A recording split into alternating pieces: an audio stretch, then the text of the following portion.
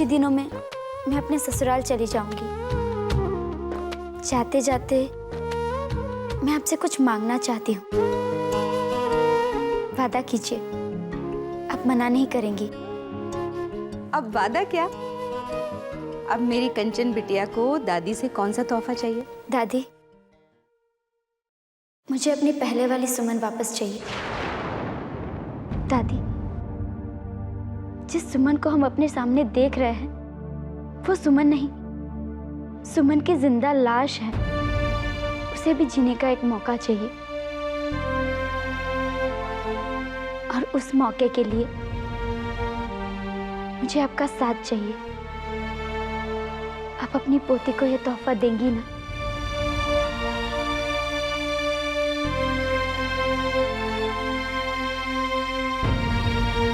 Thank you दादी, आप कितनी अच्छी हैं।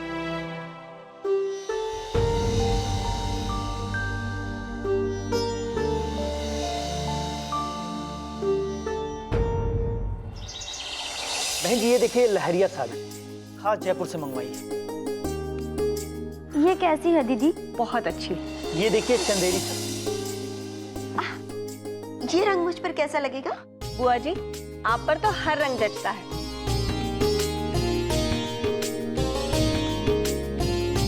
क्या हुआ कंचन? दीदी, मेरी कुछ समझ में नहीं आ रहा है, कौन सी साड़ी लूं, कौन सी ना लूं। सभी मुझे तो अच्छी लग रही है। सभी ले ले। कंचन, ये साड़ी देखो ना, बहुत अच्छा रंग है और तुम पर बहुत खिलेगा। दिखाइए।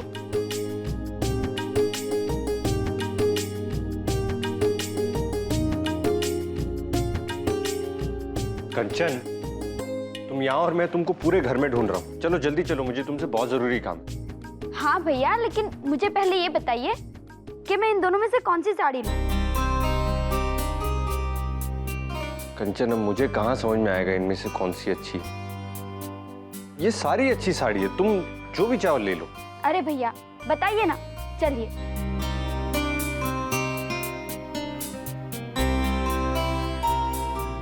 चलिए अब मुझे बताइए, इसमें से कौन सी साड़ी ज्यादा अच्छी है? भैया एक काम कीजिए, अपनी आंखें बंद कीजिए और कल्पना कीजिए, इन दोनों में से कौन सी साड़ी खिलेगी?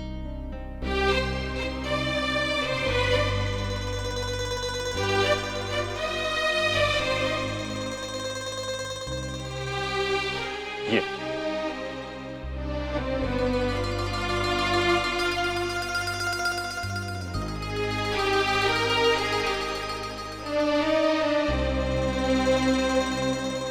अरे कंचन, अरे मुझे तुमसे बहुत जरूरी काम है। इसको क्या हो, कहाँ भाग गई है? ये हो गया आटा। अब दीदी आप जाइए, ये पराठा और सब्जी मैं बना दूं। नहीं श्याम भैया, पराठा और सब्जी तो हम बना लेंगे। बाहर हम हलवाई को बोलकर आए हैं लड्डू और मठरियाँ बनाने। आप जाकर देख लीजिएगा ना वो अच्छे से बना रहे हैं या नहीं, वरना पता चला बातें करने लगे। अरे दीदी वो बात नहीं करता, वो बनाता कम है खाता ज्यादा है। मैं देख के आता हूँ। जाओ सुमन, थक जाओगी, मैं देखती हूँ सब। नहीं ताई जी, हम आज पूरे घर का खाना खुद बनाना चाहते हैं। ठीक।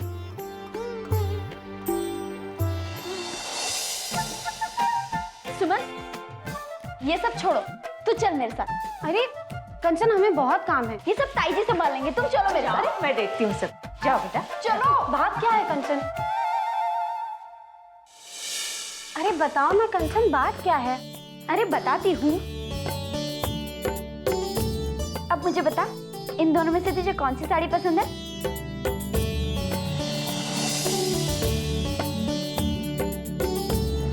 ये वाली। बिल्कुल सही थे कार्तिक भैया। कुछ कहा तुमने? नहीं नहीं तो। अपनी आंखें बंद कर। कंचन क्या कर रही हो? हमने कहा ना हमें बहुत काम है। कोई सवाल नहीं, अभी अपनी आंखें बंद रखो और जब तक मैं ना बोलूं आंखें मत खोलना। मगर क्यों कंचन? कितने सवाल करती हो तुम, मेरे लिए इतना भी नहीं कर सकती क्या? अच्छा बाबा ठीक है, जो भी करना है करो। अब हम तुमसे एक भी सवाल नहीं पूछेंगे बस। अब चलो मेरे साथ, आंखें बंद रखना।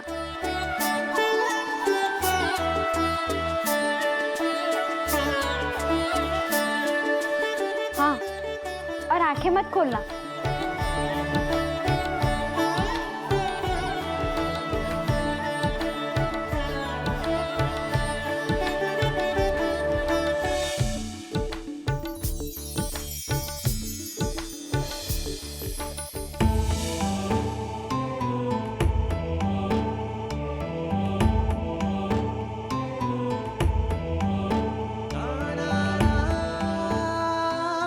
अब आंखें खोलो।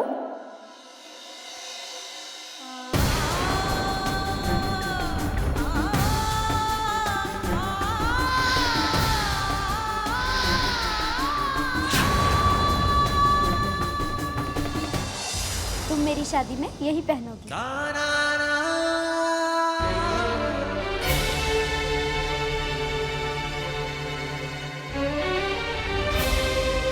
हे कंचन, ये रंग अब हमारे लिए नहीं है। क्यों? क्यों नहीं है? मैं चाहती हूँ तुम फिर से रंगों से दोस्ती कर लो।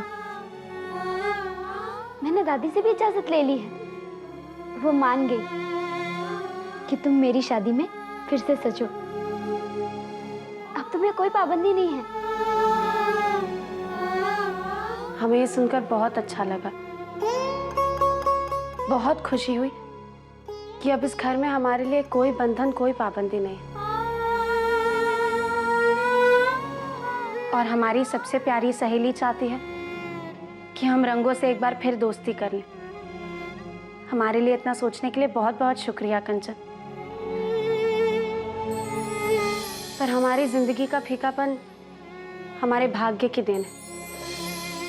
भाग्य और विधाता का फैसला तो हम मंजूर कर ही चुके, लेकिन अब हमारी जिंदगी में दोबारा किसी रंग की परछाई भी नहीं पड़ेगी। और ये हमारा अपना फैसला है। हमें अपनी इस बेरंग जिंदगी से कोई शिकायत नहीं है कंचन।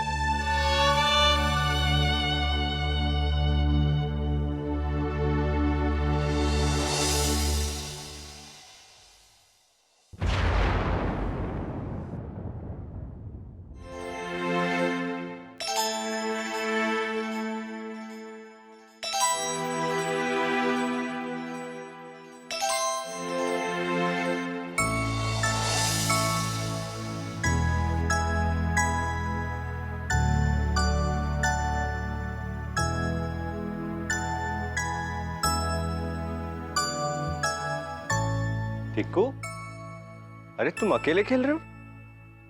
बाबा, अब मैं अकेला कैसे हूँ? अब तो आप भी मेरे साथ है ना।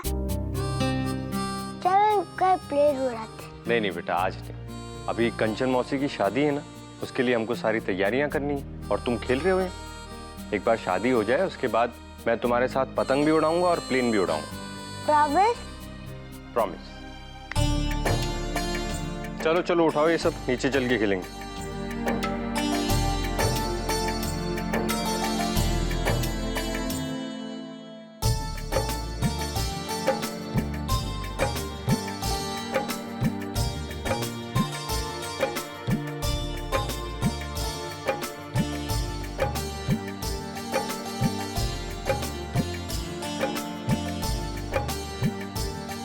अब यहीं खेलना टिक्कू, ऊपर मत जाना वापस, ठीक? अरे सुनो टिक्कू, बदमाश।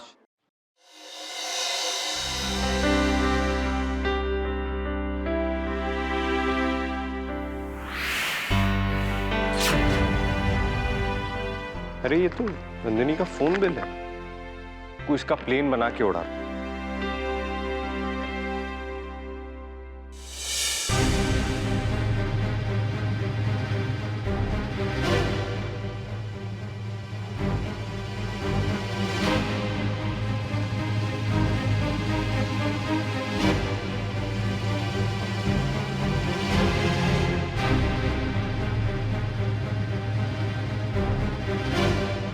रखा है हमने अपना मोबाइल बिल?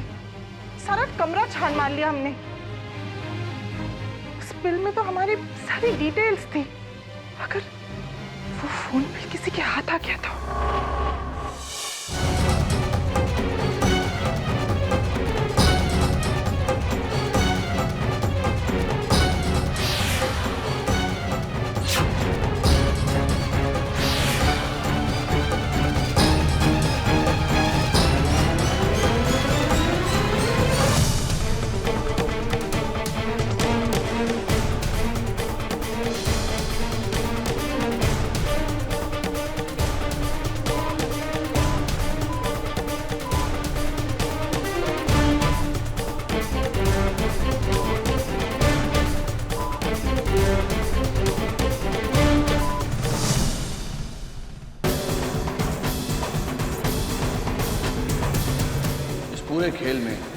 मैं तो एक छोटा सा मोहरा हूं। इस पूरे आडंबर को रचने वाली और कोई नहीं, बल्कि इस खानदान की होने वाली बहू नंदिनी है। हाथापाई ने न जाने मेरा मोबाइल कहां गिर गया, नहीं तो मैं आपको दिखा देता कि इसने कितनी बार मुझे फोन किया और ये कहा कि सुमन को अगवा करना है। कार्तिक जी देखिए ना, ये आदमी हम पर इतना घटिया इल्जाम लगा रहा है और इसकी इतनी हिम्मत कि आप सबके सामने हमें ये सब कह रहा है। सारा कमरा छान मार लिया हमने, यही रखा था उस बिल को। धरती खा गई, आसमान निकल गया। क्या ढूंढ रही हैं आप?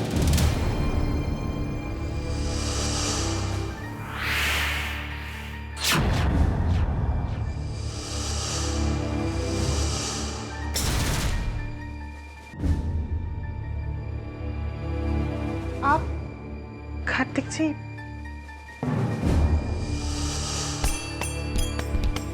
मैंने पूछा क्या ढूंढ रही हैं आप? कुछ खास नहीं, बस ऐसे ही हम।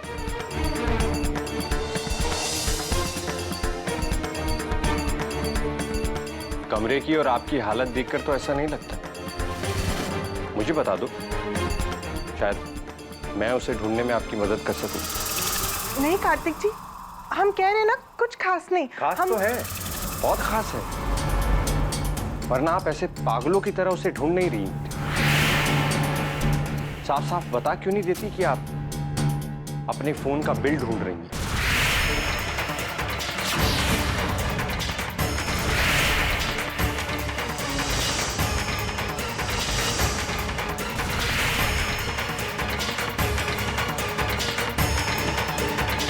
ये बिल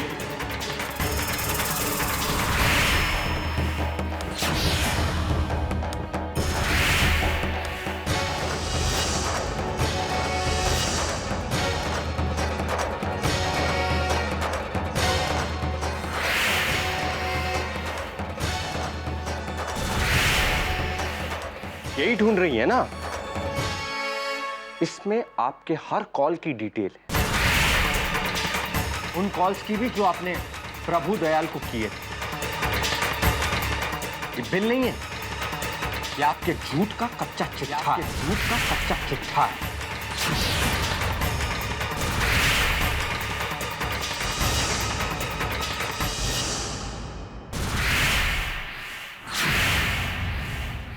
आपने प्रभु दयाल को एक दो बार नहीं, बार बार फोन किए। कार्तिक जी, हमें तो समझ नहीं आ रहा कि आप ये क्या कह रहे हैं। वही कह रहा हूं जो सच है। देखो इस पे, ये प्रभु दयाल का ही नंबर है ना? कितने कॉल्स हुए इस नंबर पे? और ये सारे कॉल्स उस दौरान हुए जब सुमन जी अगवा हुई।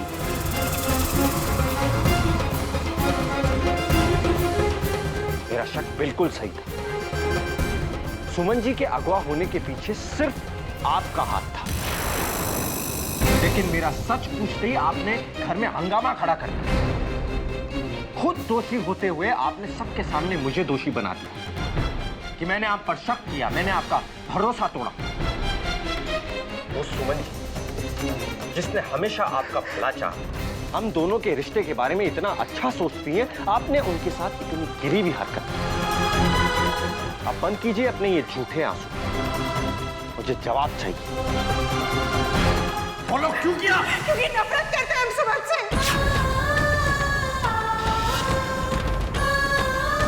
दिल की गहराई से उस लड़की से नफरत करते हैं हम। उस सुमन ने हमारी सारी खुशियां छीन ली। एक दुल्हन के सपने छीने हैं उसने। उस सुमन ने आपको हमसे छीना है। कार्तिक जी, हम आपसे बहुत प्यार करते हैं। और आपको खोने के बारे में तो हम सोच भी नहीं सकते। हमें लगा कि सुमन आपको हमसे छीन लेगी, बस इसीलिए आपने सुमन जी को मौत के कुएं में धकेल दिया। अपनी जलन की आग में आप इतनी अंधी हो गई कि आप ये भी नहीं सोच सकी कि प्रभु दयाल सुमन जी को और इस परिवार को कितना नुकसान पहुंचा सकता है। कार्तिक जी, हम जानते हैं कि अपने जलन की वजह से हमने बहुत बड़ी गलती की। हम उसके लिए आपसे माफी मांगते हैं। हम आपसे वादा करते हैं कार्तिक जी कि हम कभी आपको शिकायत का मौका नहीं देंगे, कभी नहीं। अब मैं आप पर विश्वास नहीं कर पा रहा। आपने सिर्फ एक अपराध नहीं किया, आपने हम सबको धोखा दिया, झूठ पे झूठ बोला। अब आप मेरी मंगेतर होने का और मेरी पत्नी होने का हक खो चुकी है।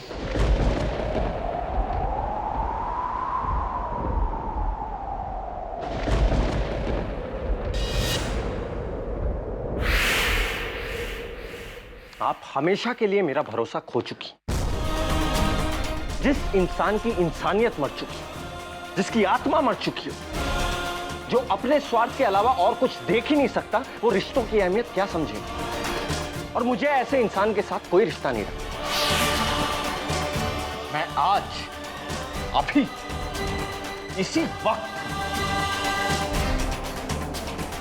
आपसे अपना हर रिश्ता तोड़ता हूं।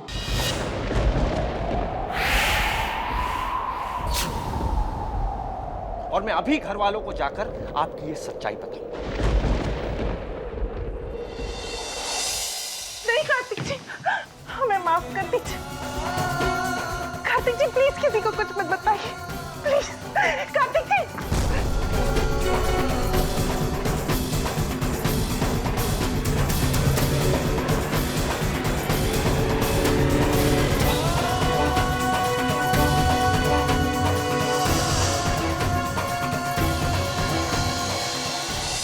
अम्मा, देखिए ना कितने सारे डिजाइन मंगवाए हैं मैंने। आप इनमें से कुछ पसंद कर लें तो मैं फिर छपने के लिए दे देता हूँ।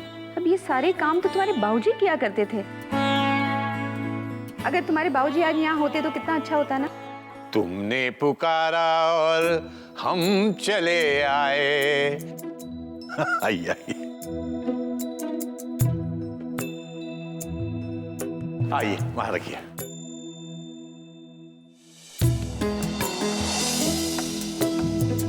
श्याम बहादुर, भाई जाके आप लोगों को जरा नाश्ता पानी करवाओ। हाँ? अरे फोन पर अपने आने की खबर तो दी होती। भाई मैंने सोचा कि मैं भी आज तुम लोगों को वो क्या बोलते हैं, वो सरप्राइज दे देता हूं।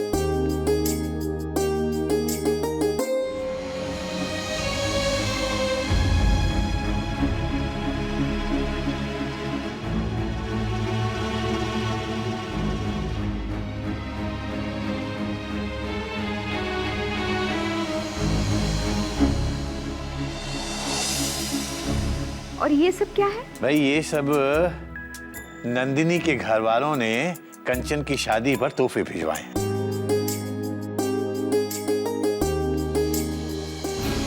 मैंने बहुत मना किया, लेकिन क्या माने तब ना। वहां पर रायपुर में उन्होंने मेरी इतनी मदद की बता नहीं सकता।